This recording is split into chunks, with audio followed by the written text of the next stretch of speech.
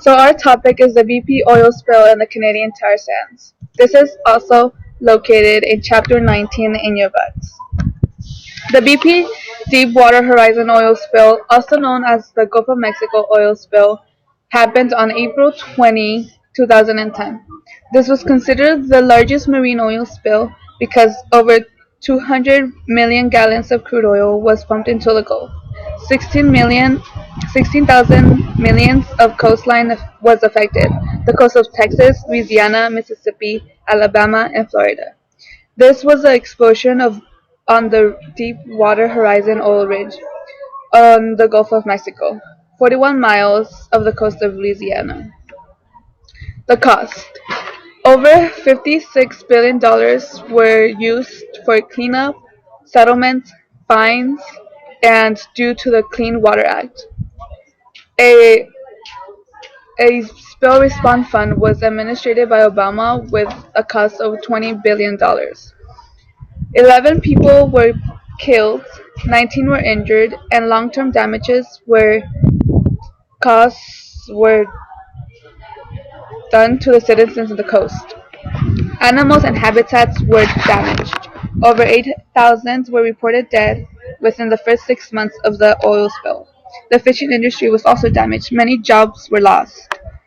Cleaning. Over 30,000 people responded to the spill. They collected oil, cleaned up beaches, and took care of animals.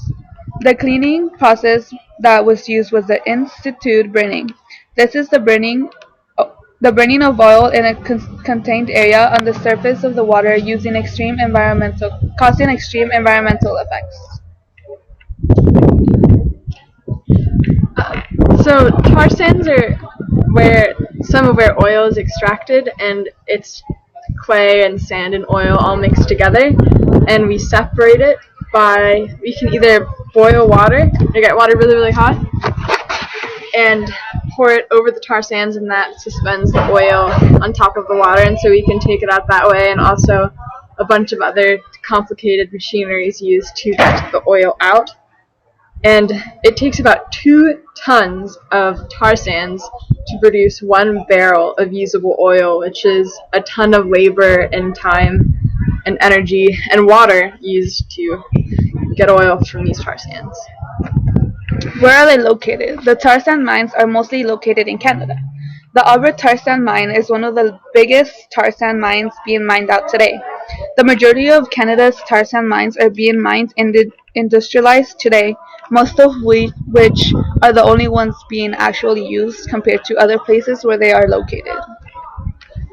So these technologies that allow us to get oil from the ground, they're great because they allow us to be more independent from foreign nations, which improves our economy, so we can get our oil from Canada, which is a foreign nation, but meaning like Middle Eastern nations that we're not. Yep. And people can commute, which is great for urban areas and cities and such. But these pipelines that are used to get the oil from the tar sands to across the nation, if they leak, it would destroy habitats, and it allows us to use more oil, so more oil is burned and releases more CO2 into the atmosphere. Yeah, so that makes global climate change worse, and it allows us to get so much oil from the ground that we eventually exhaust it, so we use it far too quickly. The Keystone Pipeline project is a project that would carry oil from Canada to the Gulf Coast of Texas, where it would be refined and exported. So pros of the Keystone Pipeline would be it would reduce America's dependence on the Middle East for oil, and it would create around 6,000 permanent jobs, which would be great for the economy. Or pretty good, I guess. Okay.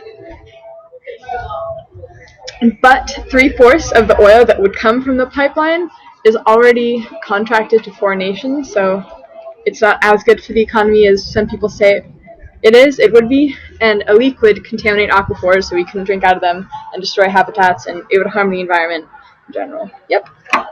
Done.